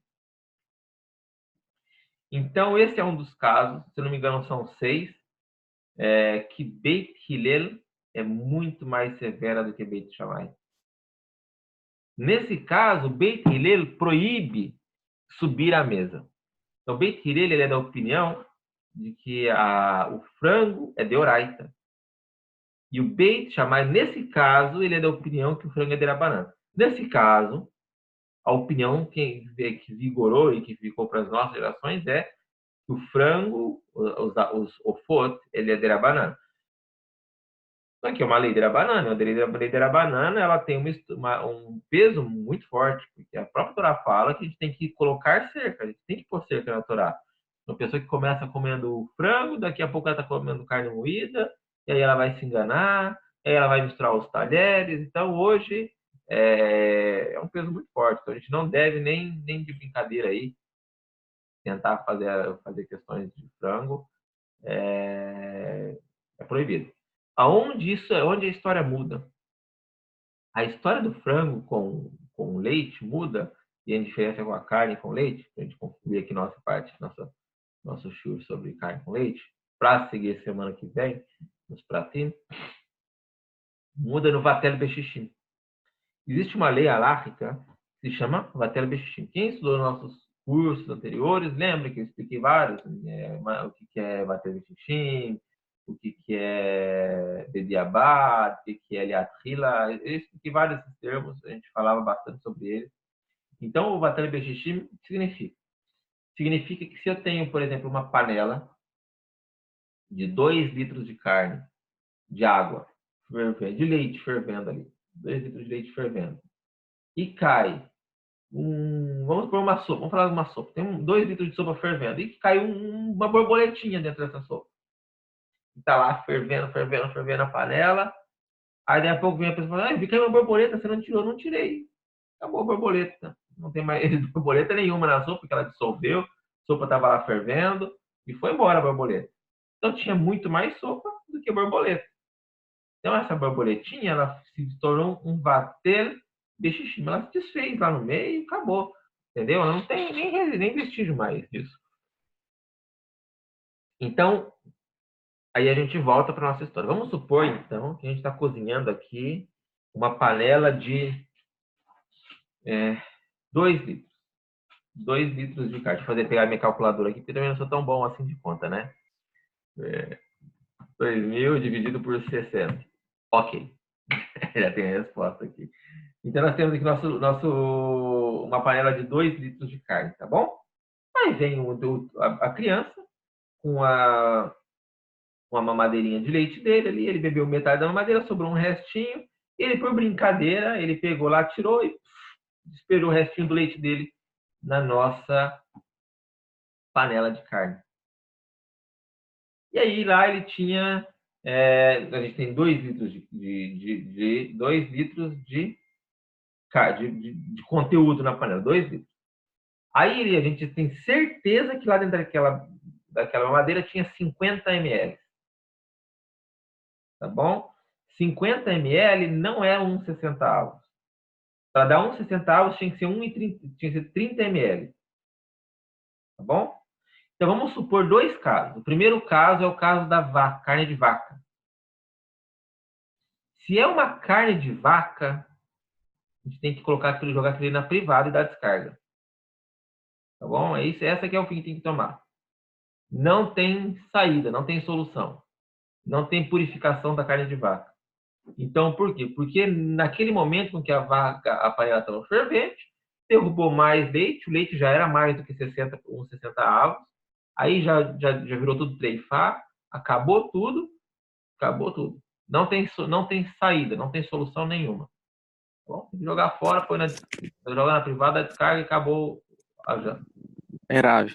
Se fosse frango, peraí, se eu acabar meu pensamento, você vai atrapalhar aqui, peraí. Se fosse frango, a história é diferente. Vamos supor que foi a mesma panela, com os mesmos 2 litros, e a criança jogou os mesmos 50 ml. Tá bom? Como a gente faria? Deixa eu ver aqui. 50 vezes 60. Ok. Então, a gente teria que ter pelo menos ali 3 litros de conteúdo para alcançar uns 60 avos. Então, como que a gente faz? Se é frango? A mesma panela, o mesmo conteúdo, só que agora é frango e não é mais vaca, não é behemoth, agora é o foto. Como que a gente resolveria esse problema? A criança veio e derrubou lá um pouquinho de leite. A gente coloca mais uma coxinha de frango, 2 coxinhas de frango, põe mais 1 litro de água, chegou nos 3 litros ali, deu vatelo bexixim.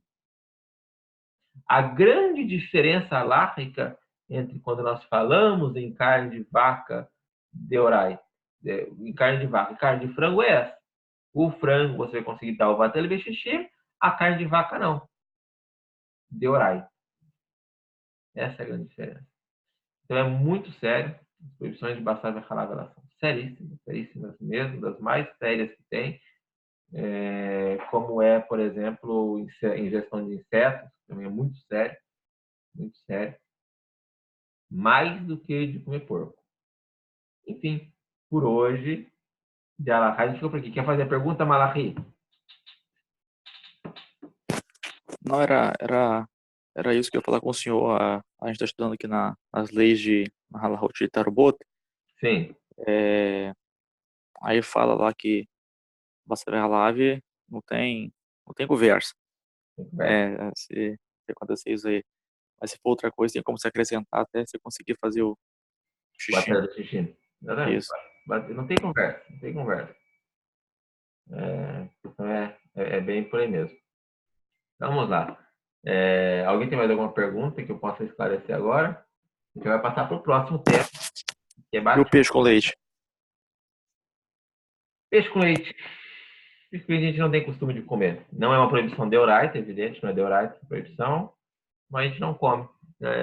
Os rabinos proibiram por vários motivos, alguns por motivos de saúde, aqui, outro ali, não teve costume, então a gente não come, não se come. Existem, você vai encontrar, por exemplo, os Ashkenazim, eu acho que comem, eu acho que os Ashkenazim comem, porém mesmo os que comem, eles não comem com leite diretamente, tá bom, Malachi? Você vai encontrar que come derivado de leite. Então, você vai encontrar que come peixe com iogurte, peixe com manteiga, peixe que prepara não com leite diretamente. É difícil encontrar. Porém, se você... Oi? Sushi com creme cheese. Você vai... Aí, os ashkenazim falam, os faradi não. Os faradi de jeito nenhum. Pizza de atum de jeito nenhum. Entendeu? Foi até uma brincadeira que a gente fez esses dias atrás, o meu irmão, o Adir, a gente encontrou uma pessoa, postou uma foto de uma pizza de atum aqui em Israel, em Haifa. Pizza de atum com queijo e lá o selo Badatz Beit Yosef. Se é qualquer outra coisa, menos Badatz Beit Yosef. Se fosse Merhadrim, a gente fala, não, Merhadrim tudo bem, Kenazir, eles liberam. Se o Badatz Beit Yosef, aí na Badatz Beit Yosef nem aqui, nem na China. Enfim. Um outro tema muito interessante. Estamos passando por um terceiro tema. Vou fazer uma pausa de 5 minutinhos, tomar uma água e aí a gente já segue no próximo tema, tá bem? A sala vai ficar aberta, não saiam. Se alguém chegar também, fala para não sair.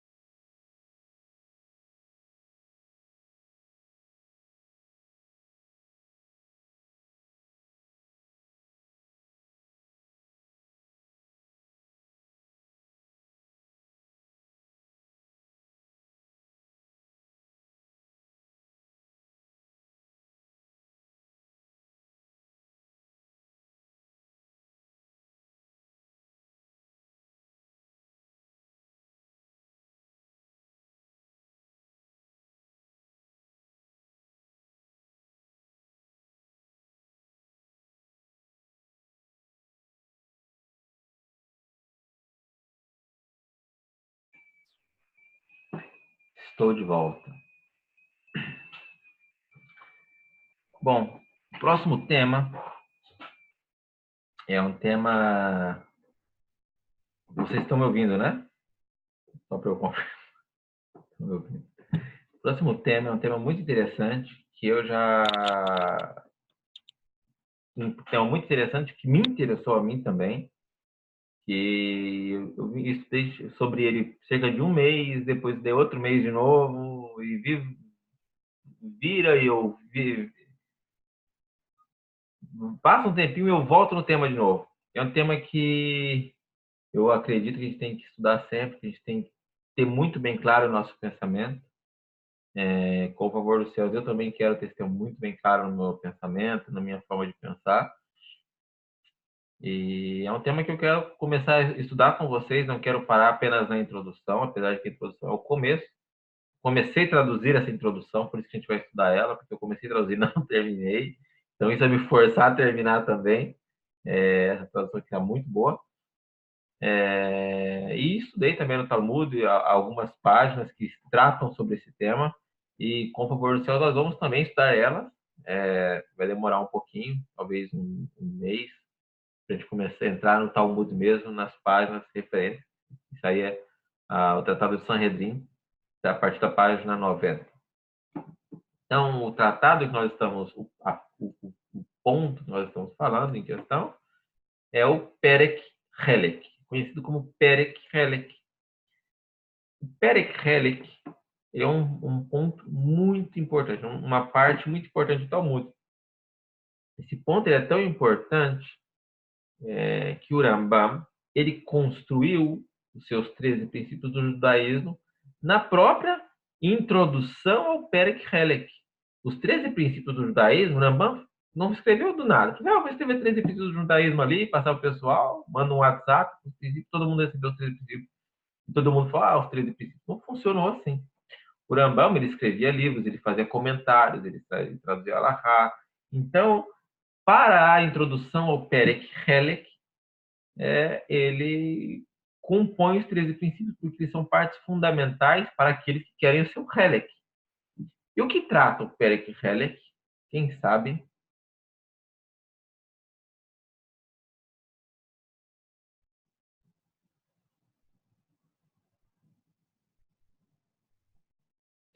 O nosso Helek no Olam Rabá. Helek em hebraico é parte, um pedaço. Perek Helek no Talmud é uma parte do Tratado do Sanhedrin que trata quem tem parte no Olam Rabá.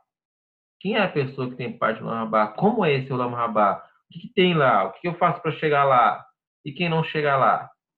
Eu mandei aqui o convite para ver se tem a pessoa que acabou de me fazer a pergunta sobre isso, e eu falei, olha, a gente vai estudar isso agora. Agora a gente vai estudar sobre isso. A pergunta dele a gente, depois da ressurreição dos mortos, a gente vai viver para sempre ou vai morrer de velho? É uma pergunta boa. Eu espero chegar lá para saber. Então, vamos nessa. Aqui eu vou compartilhar a tela com vocês, para que vocês acompanhem também onde está a nossa tradução aqui. Vamos lá. Perek Helek, introdução à Torá oral de Rambam, em questão Talmud, Tratado do Sanhedrin, página 90 para frente. Tradução do Rambam. Achei apropriado expandir aqui as questões básicas da fé, mais profundas e importantes, sobre o verdadeiro bem e a recompensa dos preceitos. Você deve perceber que entre os observantes da Torá existem diferentes opiniões com respeito ao bem que virá ao homem pelo cumprimento dos preceitos que Hashem nos confiou, através de nosso mestre Moshe, bem como o mal que nos acontecerá ao transgredir. O Rambam, como qualquer outro escrito rabínico que vocês leem, falando de bem, estamos falando de Olam Rabá. Ok? Bem é Olam Rabá, essa é a ideia. E mal é o que vai acontecer com quem não está no Olam Rabá. É isso que ele está trazendo para a gente aqui. A diferença entre opiniões é grande com relação a este assunto, de acordo com a variedade de ideias, a ponto de submergir o sujeito há uma profunda confusão devido ao imbróglio que reina em seus raciocínios. Tal é o caso que você quase não encontrará um indivíduo que tenha uma ideia clara sobre essa questão. Nenhuma pessoa que tenha uma opinião concisa, mas reinando sobre eles uma grande mistura de conceitos. E daqui vocês entendem o porquê que eu estou voltando e revoltando tanto no assunto. Aparentemente é simples, a gente morre, vai para o mundo vindouro e acabou. Para os simples é simples. Mas para quem quer entender de fato o que se passa é muito complicado. Então o que o Rambam está trazendo aqui é que quando nós falamos de qualquer tema no judaísmo, tem muitas ideias. Mas sempre tem uma alahá e maaseh. A alahá sempre tem um final, sempre tem uma opinião direta final. Quando nós falamos de mundo vindouro, as ideias são muitas. As pessoas misturam ideias, têm opiniões e fazem pensamentos na sua cabeça, tentando ilustrar, tentando figurar o que pode ser que vai se passar no mundo vindouro. E aqui a gente vai falar sobre essas ideias. Quais são elas? O primeiro grupo. Qual que é o primeiro grupo de ideias? Vocês vão conseguir identificar muitas pessoas e muitas ideias, e muitas vezes do que vocês leem, sejam nos profetas, sejam nas explicações rabínicas, o que a gente vai falar aqui nessas ideias. Qual é o primeiro grupo de ideias de pessoas quando falam do Olam Rabá? Primeiro grupo. Eles argumentam que o maior bem é o Jardim do Éden, no Gan Éden. Descrevem-o como um lugar onde nele se come e se bebe de graça, sem esforço físico ou trabalho, e que há casas de pedras preciosas, com camas vestidas de seda, com donzelas que servem vinho perfumado, com deliciosos aromas e muitas coisas assim. E ao contrário, as pessoas que acham ao contrário desses que vão receber assim bem, qual que é o mal? O mal é o Guinom, e descrevem-no como um lugar de fogo ardente, onde os corpos são queimados e onde os indivíduos são submetidos a todos os tipos de tormentos e sofrimentos, ampliando suas histórias sem limites. Ou seja, frutos da imaginação. Isso que o Ramon está querendo dizer. Eles vão imaginar e vão falar. Esse grupo fornecerá provas de sua teoria a partir de palavras dos nossos sábios e dos escritos bíblicos, sendo tomados literalmente para afirmar todas ou a maioria de suas alegações. Essas pessoas, elas têm algum fundamento, elas vão conseguir achar fundamento. A pessoa pensa assim, ela diz, eu tenho base naquele profeta que diz assim, naquele outro que fala que a gente vai comer e que vai viver no Gan Éden. Tem, eles têm. E acham base. O outro grupo, de um outro grupo, uma outra ideia judaica sobre o tema. O segundo grupo mantém e pensam que o bem supremo será para os tempos messiânicos, ou seja, não é um Gan Éden, não é um mundo acima, é aqui na Terra enquanto estiver a era de Mashiach. O que acontece nessa época, segundo esse outro pensamento? Segundo eles, nessa época, todos os seres humanos serão como anjos. Todos viverão e durarão para sempre, e se elevarão muito. Serão frutíferos e povoarão a terra para sempre. Até o próprio Mashiach, como eles o concebem, viverá eternamente com a ajuda de Hashem. Afirmam que naqueles dias germinarão da terra roupas já feitas, bem como pão já assado e coisas do gênero sobrenaturais. Quanto ao mal supremo, seria que esse indivíduo não terá mérito de chegar nesse momento e testemunhá-lo, fornecendo evidências para o que eles afirmam das palavras dos sábios e das escrituras que admitem literalmente o que eles sustentam. Ou seja, esse grupo também vai conseguir sustentar essa ideia? Também vai conseguir sustentar essa ideia tomando as palavras dos sábios como literais. Em um outro grupo ainda, o terceiro grupo, eles alegam que o bem desejado será para a ressurreição dos mortos, isto é, que o indivíduo reviverá com a sua morte para se reunir com seus amados parentes, comendo e bebendo sem nunca morrer. Aqui não é tão espiritual quanto o segundo grupo, aqui a gente vê um grupo mais corpóreo. Em vez disso, o mal seria não ressuscitar após o falecimento, juntamente com o resto dos ressuscitados. Eles fornecem vários dos ditos dos sábios e versos da Bíblia que parecem afirmar literalmente o que eles dizem ou parte do que eles dizem. O quarto grupo, quarto pensamento. Pensam que o bem que virá a nós, através do cumprimento dos preceitos, será o descanso físico, e alcançar prazeres materiais nesse mundo, tais como a boa terra, muitos pertences, numerosos descendentes, longevidade, saúde, paz e segurança, e o reinado da casa de Israel se estendendo e estendendo nosso poder sobre nossos inimigos. Por outro lado, então o que está falando aqui? Esse quarto grupo ele pensa que o bem, que esse bem é um bem natural, é o bem que você vai se dar bem financeiramente, que você vai ter uma casa, que você vai conseguir seus negócios frutifiquem, que essa é a recompensa dos mandamentos, que os seus descendentes vão se dar bem, que todo mundo vai se dar bem. Esse é um outro tipo de pensamento.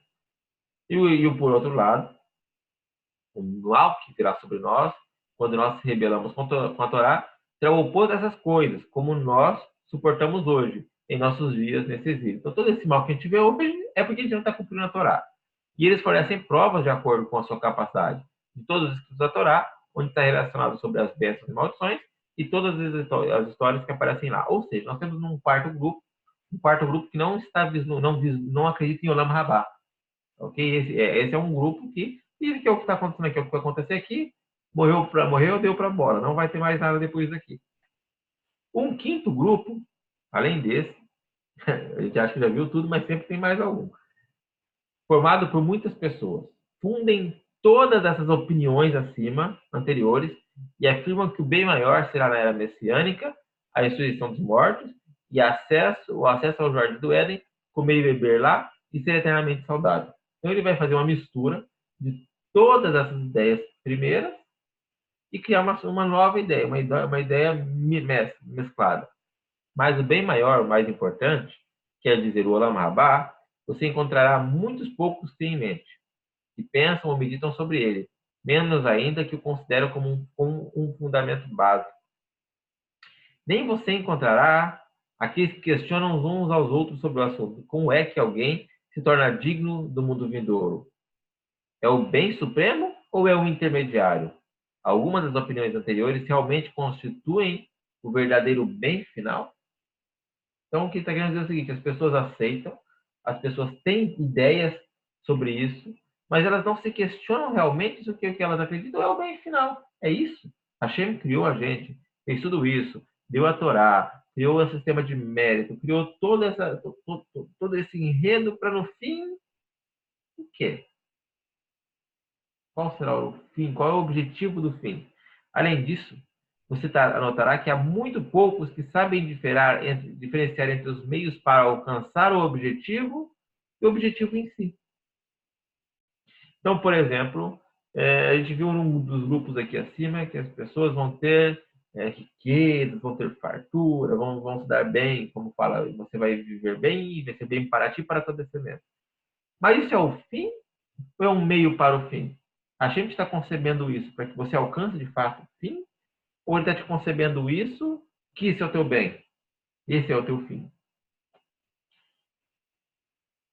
Em vez disso, o que é questionado? Questionado tanto pelas pessoas comuns quanto pelas conhecedoras. As perguntas que são colocadas são: como os mortos ressuscitarão? Vestidos ou nus? Será que eles vão reviver com vestes de adorno, como eles foram enterrados, ou apenas com a mortalha que cobre o falecido? Ou questões como: na era messiânica, os ricos e os pobres, os fortes e os fracos serão iguais? E muitas outras perguntas como essa. Como acabei de receber uma pergunta: a gente vai morrer na era messiânica? Então as pessoas, quando se trata desse Olam Rabá, desse pós-vida, as pessoas tendem a focar sempre nas questões desnecessárias, nas fúteis. Como a gente está? Com roupa ou sem roupa? Aí vem falar com roupa, como isso, essa é a discussão famosa. Foi uma das perguntas do seu bem pedido, olha lá. A gente vai citar com roupa ou sem roupa? Aí no próprio Talmud responde: assim como o trigo é plantado sem a roupinha dele, quando nasce o trigueiro, ele nasce todo com roupa. É uma resposta ao Talmud. Pode ser, não, ela com certeza tem algo espiritual por trás, ela tem algo muito elevado por trás. Então, qual de fato é o objetivo e qual que é a intenção que o Rambam vem trazer para a gente aqui? Então, vamos lá.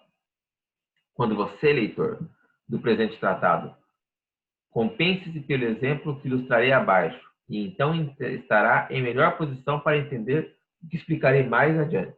Então, o Rambam agora ele vai trazer uma metáfora, uma parábola, uma ideia, para nos preparar nosso cérebro para assimilar o que vem bem a seguir. O Rambam, ele tenta, assim como ele faz no Moreh Nevuchim, ele busca acostumar a nossa ideia com o pensamento. Ele ilustra, prepara a nossa mente para um pensamento e depois ele joga o pensamento. E tem que estar preparado. Então a gente vai ser preparado para o pensamento que ele vai trazer mais adiante. Imagine uma criança sendo trazida diante de um professor de Torá para instruí-lo nesse caminho. Esse é o seu maior benefício por si só, ou seja, estudar a Torá é um bem por si só. Correto? Alcançar sua realização e transcendência. No entanto, devido à sua infância e conhecimento limitado, ele ainda não compreende a nobreza e pureza desse bem. Como este estudo leva ao transcendente. Portanto, o educador, sendo mais inteligente do que o aluno, precisará incentivar a criança a estudar, usando as coisas que agradam a criança, de acordo com seu desenvolvimento intelectual. Pois dirão, estude e você receberá um doce.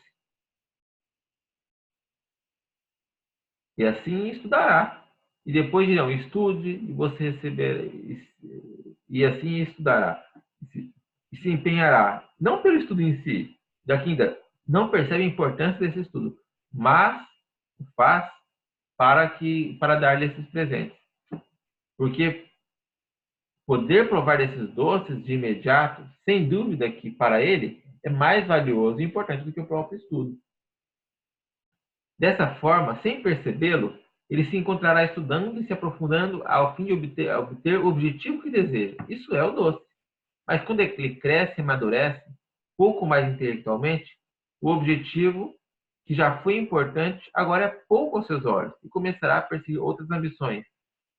Deve ser encorajado a despertar seu interesse através daquelas coisas que são agora mais dignas. E então o professor dirá, estude e você receberá sapatos de tal marca ou roupas novas de tal marca. Desse modo estudará, não pelo amor e a variação do estudo, mas para aquelas roupas que lhe prometeram. As roupas são para os olhos dele mais importantes que a Torá. E eles são o objetivo do seu estudo. E aí a gente pode pensar, que coisa terrível. Como alguém pode estudar a Torá sem ser por interesse, sem ser por amor? E aí a gente vem na nossa prática do dia a dia. Então, por exemplo, minhas filhas, elas vão todo sábado na sinagoga fazer terrilim, fazer salmos. E eles fazem os terrilim, fazem salmos e ganham um monte de doce, ganham muito doce. Lota de criança ganhando doce. Tem doce que não acaba mais aqui em casa, de tanto doce que as meninas ganham. E as crianças vão por causa do doce. Algumas, talvez, não por causa do terrilim, mas acredito que 100% vai pelo doce. Mas, assim como as pessoas, em geral, elas não começam pelos doces. Quando ela chega maiorzinha um pouquinho, o doce já não basta para ela. Ela vai querer outra coisa mais. Ela vai falar, pai, eu vou estudar, mas eu quero que o senhor me dê uma bicicleta. E o pai vai estudar e vai ganhar uma bicicleta. Aí no outro ano ele vai estudar mais, e vai chegar uma idade e falar, olha, você tem que estudar, e senão você não vai arrumar um bom casamento.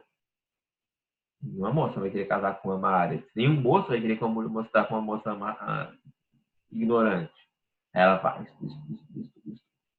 Aí o menino estudou e fala, não, agora você tem que estudar, porque você vai ter que se tornar um grande rabino, tem que ser famoso. Ele vai estudar. Isso que o Rambam quer retratar para a gente. A gente chega e a gente pode trazer para a nossa vida. Falaram para vocês, estuda, porque você vai precisar estudar para converter. Estuda, porque você vai precisar para isso. Estuda, porque você vai precisar para isso. Estuda. Todo mundo caiu nessa.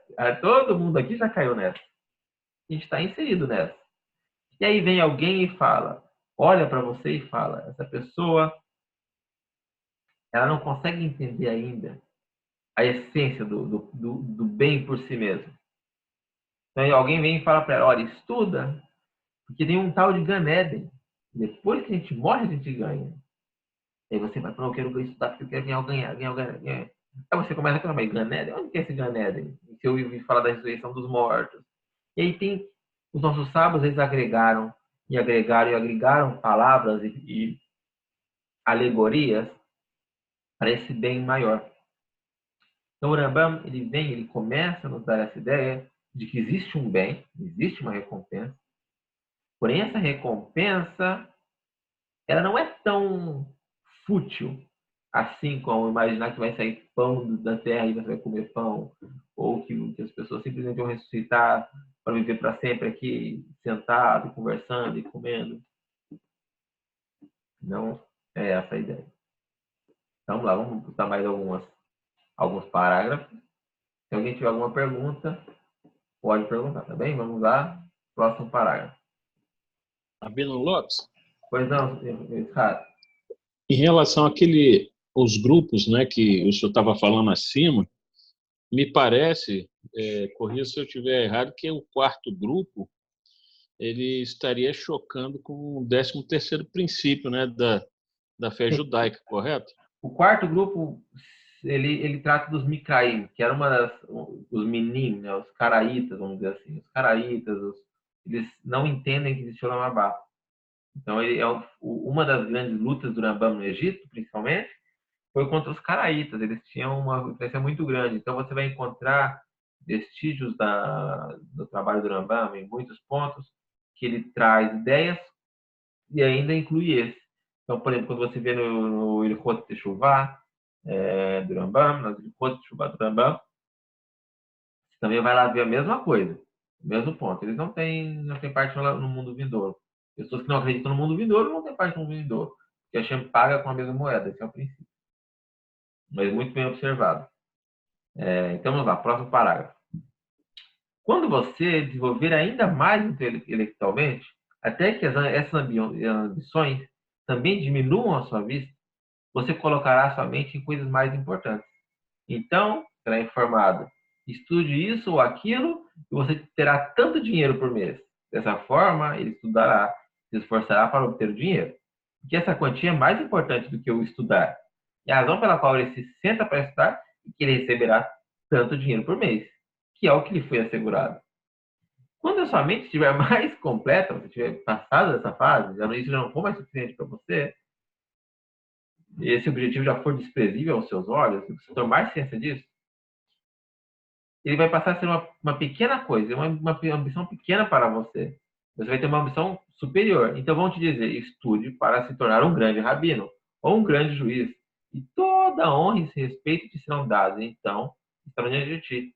E você alcançará os seus objetivos, para que seu nome cresça na vida. E mesmo depois da morte, como fulano de tal e fulano de tal, e certo sabe que aconteceu assim. E aí ele estuda para alcançar essas honras. Então, seu objetivo será a notoriedade e o prestígio com que os homens louvarão e honrarão. Mas, na realidade, tudo isso é desprezível. Não tem fundamento.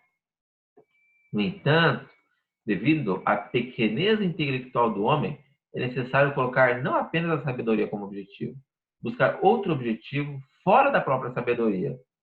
Dizer, pelo que estudar? Para que vou me tornar mais honrado?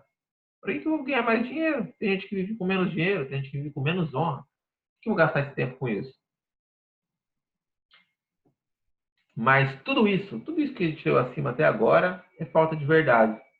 Sobre esse tipo de estudo, os sábios expressaram que é um estudo interessado. Isso é, fazer um preceito, ou estudar e aprofundar na Torá, não pelo próprio valor, mas por outro interesse externo a ela. E é por isso que os sábios recomendam dizendo, não a converta a Torá em uma coroa para se gabar, nem uma ferramenta para acabar com ela, ou seja, para ganhar dinheiro. Dessa forma, eles insinuam o que eu expus para você. Isso é, não tendo como objetivo o estudo da Torá, para perceber honras e riqueza em dinheiro, nem para se dedicar no estudo da Torá de Hashem Altíssimo, como um meio de manutenção. Em suma, que não tem outro propósito quando estuda a sabedoria do que a própria sabedoria, isto é, para conhecer e aprender. Assim, o anseio pela busca da verdade não é outro senão a própria verdade, sabendo que é verdade. E a Torá é a verdade. E o objetivo de conhecê-la é colocá-la em prática. Portanto, não é digno que todo homem se questione, cumprindo os preceitos que constituem as boas qualidades da justiça e afastando-se das transgressões que compõem as más qualidades como Hashem, exaltado seja, nos advertiu, qual será a recompensa que eu vou receber por isso? Porque quando pensamos dessa maneira, ela se assemelha ao jovem, em nosso exemplo, que diz: o que vão me dar para estudar a Torá? Respondendo que ele recompensa isso ou aquilo pelo que ele estuda. Em sua atitude, notamos a falta de maturidade intelectual, que torna impossível para ele entender o valor do estudo da Torá por si mesmo. Portanto, ele exige uma meta do objetivo. Nesse caso, ele recebe algo em resposta à sua ignorância, como ele diz em Provérbios: responda ao insensato segundo sua insensatez. Então, o que o Rambam está querendo dizer tudo aqui? Em resumo até agora. Olha, existem várias ideias do que vai acontecer no Olam Rabá. Muitos rabinos, muitas pessoas têm ideias, grandes rabinos, com grandes chapéus, com grandes barbas, grandes peotes, eles têm muitas ideias. E ele pode ser dessa ideia, pode ser dessa ideia, pode ser dessa ideia, pode ser dessa ideia. Muitas ideias, eles aludem, eles alegorizam o Olam Rabá e a vida após morte, de inúmeras formas. Uma criança, quando ela começa a estudar, ela começa pelo interesse, não pelo próprio estudo, mas ela quer ganhar alguma coisa. Ela não tem interesse em aprender, ela quer ganhar. Ela quer ver que ela vai ganhar na hora, na prática. E aí o professor dela ensina: ganha isso, faz isso, você vai ganhar um doce. Então ele está respondendo ao aluno segundo sua própria insensatez. O menininho, uma criança, o que ele quer ganhar? Quer ganhar doce. Então dá um doce para ele. E isso vai crescendo de nível. E se a gente observar como isso vai crescendo de nível, a pessoa que fica adolescente, ela quer o quê? Ganhar dinheiro. Um pouco mais grande, quer honra. E quer mais honra, e quer mais honra. E quando chega uma pessoa e pergunta para um rabino: o que eu vou ganhar? O que vai ter nesse Olam Rabá? Ele olha para a pessoa e pensa: o que ele quer ganhar? Quer ganhar o quê? Ganhar fartura, quer ganhar comida, não quer trabalhar? O Olam Rabá não vai ter que trabalhar. Lá vai ter comida assim nascendo da terra, vai ter uma bica de vinho assim, que você vai poder chegar lá com o teu copinho. É assim que vai ser o Olam Rabá. E a pessoa fala: é assim? Eu quero o Olam Rabá, então. Ele vai e estuda. Porém, o que está acontecendo aqui? Está sendo respondido para o insensato, segundo sua própria insensatez. Devemos aprender como tem Pirkei Avot, que não devemos servir a Hashem como escravo serve seu amo, pensando na recompensa, mas sim, sem pensar em recompensa. Sem pensar: o que vai ter depois? Vai ter Olam Rabá? Não vai ter? Como vai ser? Vai ser assim, vai ser assado. Enfim, a aula já vai ficar por aqui. Eu também não dou conta muito mais, muita gente bocejando aí junto comigo. Eu sei que tá legal. Mas para a semana que vem a gente vai vou tentar fazer menos leitura e mais, deixa eu marcar aqui onde a gente parou, e mais dinâmicos, talvez dentro de alguns tópicos. Se bem que eu particularmente acho muito importante acompanhar ponto a ponto, com explicação, e eu acho muito importante acompanhar ponto a ponto por explicação, mesmo que eu possa também ler e trazer as explicações já prontas sem a leitura anterior. Bem, deixa eu terminar só o tópico aqui, tem mais um único parágrafo antes do último tópico. Os sábios nos alertam sobre isso, dizendo que com relação ao serviço a Hashem ou ao cumprimento dos seus preceitos, nenhum outro objetivo deve ser colocado diante de nós. É isso que o homem íntegro expressou quando percebeu a verdadeira noção de ser. Quero dizer, Antigo nos dissou ao proclamar: não sejam como os servos que servem ao seu patrão para receber uma recompensa. Sejam como aqueles que servem ao seu patrão sem se importar com a recompensa. Ou seja, em palavras de Rambam, acredite na verdade pela própria verdade. Acredite na Torá pela própria Torá. Não por recompensa, não por méritos, não pelo que eu vou ganhar, não pelo que Hashem vai me proteger, não vai me proteger, Hashem vai me dar, não vai me dar, eu mereço, não mereço, é um direito meu, não é um direito meu. Então isso faz também com que a gente viva uma vida judaica muito mais sadia. A gente interprete o mundo de uma maneira muito mais sadia, muito mais amena, amorosa e ampla. Acho que esse é o objetivo. O Rambam, ele traz aqui uma reflexão muito boa antes de tratar sobre recompensa. Porque existe um risco muito alto, muito grande. E eu lido muito com isso. As pessoas falam, o que eu vou ganhar?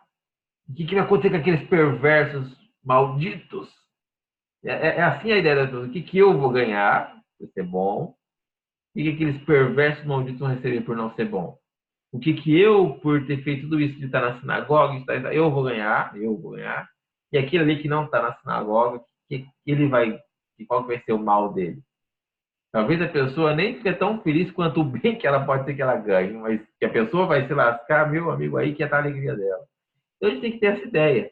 A gente tem que pensar existe um bem, existe uma verdade pela própria verdade. E existem as alegorias, que são muitas. O Rambam, ele vai seguir, ele vai esmiuçar todas essas alegorias nas próximas aulas. Quais são as alegorias do Olam Rabá? Quais são as alegorias das palavras dos nossos sábios? A gente tem muita atenção com isso. E para que elas nos servem.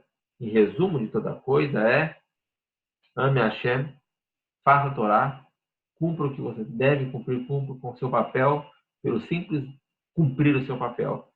O que vai vir depois, se vai ter ressurreição, se vai morrer de velho, se vai morrer de novo, se vai ter Olam Habá, se vai ter bica de vinho, se vai ter pão na cena da terra, isso é o de menos. Isso é o de menos. Viver a vida judaica, viver a vida que Hashem nos deu e usufruir disso e receber o bem disso, esse é o bem maior. Igual eu sento na mesa de Shabbat com as minhas filhas e sempre falo, como é bom você estar sentado na mesa, estar comendo. É um pedaço do Olam Rabá. Ainda existe o Olam Rabá, nós recebemos esse Olam Rabá, mas ainda que Hashem nos desse só isso, só uma mesa de Shabbat, uma vida inteira, isso era um Olam Rabá inteiro.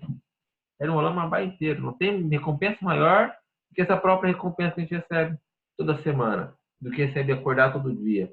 A gente tem a oportunidade de fazer a vontade de Hashem, tem a oportunidade de ver uma vida de relacionamento com Hashem, de ter amigos, de ter família, de ter uma vida.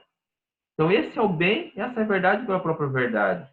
O que a gente receber a partir disso é lucro. Então, a gente tem que fazer a vontade de Hashem pelo simples ato de fazer a vontade de Hashem, não pensando em recompensa, não pensando em o que eu vou ganhar e como que o meu amigo vai se lascar. Bem? Então é isso. Desejo a todos vocês Shabbat Shalom, Parashat Noach. Um grande abraço a todos. Semana que vem tem mais. Hoje eu já vou cortar aqui a gravação e vou falar alguns recados.